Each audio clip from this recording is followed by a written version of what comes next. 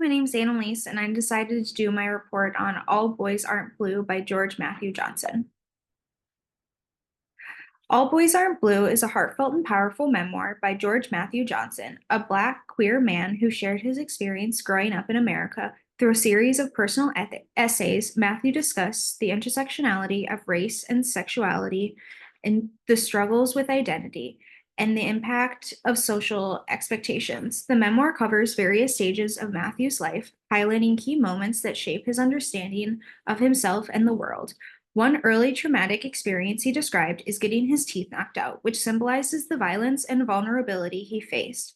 Matthew's story is honest and insightful, showing how social norms can suppress individuality and self acceptance. Matthew talks about his internal conflicts of not feeling fully accepted as a Black man and being uncomfortable with his queer identity. He discusses the pressure to conform to traditional ideas of masculinity and how hiding his true feelings led to lasting trauma. The book emphasizes the need for spaces where people can express their feelings and identities without fear. A significant takeaway from Matthew's memoir is how social expectations influence personal identity. No matter your background, there are pressures to act and look a certain way. Matthew suggests that parents should encourage open dialogue and understanding instead of enforcing strict social norms. By asking deeper questions and explaining why certain things are expected, parents can help children navigate the world better. Matthew also highlights the importance of dealing with emotions to avoid long-term psychological damage. He shares stories where he couldn't express his feelings, showing the critical need for emotional support. Through his experience, readers gain insight into the challenges of being Black in America and the added difficulty of navigating queer identity within that context. In conclusion, All Boys Aren't Blue offers a heartfelt and eye-opening look at the struggles of growing up Black and queer. Matthew's honesty and vulnerability provides a valuable resource for understanding the importance of acceptance, the impact of social pressure, and the need for supportive environments where everyone can thrive. Matthew explores the challenges of being both Black and queer. He faces race, discrimination, and as a Black man, which is made even harder by his queer identity.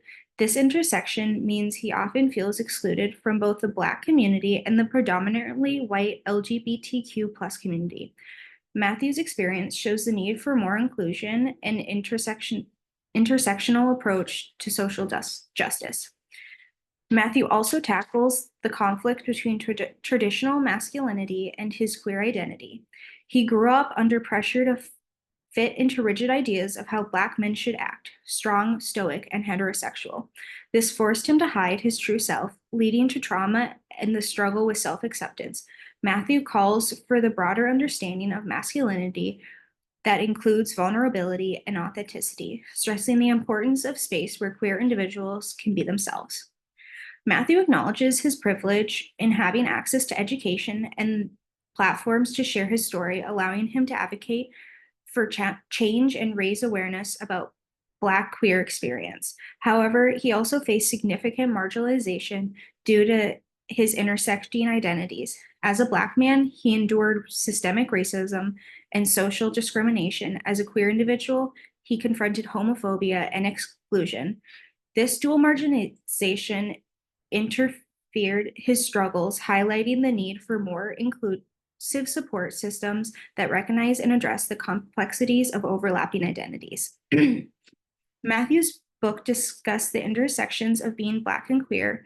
I researched what it's like to be a Black queer man today. Many videos featuring Black queer men sharing their experiences with both homophobia and racism, emphasizing the difficulties of living in a society where they are marginalized for two aspects of their identity that they cannot change. These men often feel they are seen as gay first and Black second, especially within the Black community. In the book,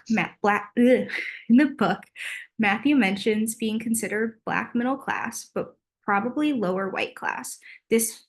The videos also highlighted how Black people are middle class often feel out of place as they're not fully accepted by either other Black people who may view them differently or by white people in the middle class who are not fully accepting either. In the article, in the research article, Black Queer Men Transcending Masculinity Normativity, the author explores the unique challenges faced by Black queer men due to both racism and homophobia. These men often face discrimination as Black individuals and as queer individuals. This makes their struggles more complex. The article highlights how social expectations of masculinity add another layer of difficulty. Participants in the study discussed how their families and communities imposed traditional masculine norms on them even after they came out as gay, creating internal and external conflicts. This marginalization affects their sense of identity and belonging, forcing them to navigate spaces where they are often not fully accepted. The study's finding align with Matthew's experience in All Boys Are in Blue, where he talked about the pressures of conforming to specific gender norms and the resulting trauma. Both the article and the book show how these intersectioning marginalizations deeply impact Black queer individuals, highlighting the need for more inclusive and supportive environments.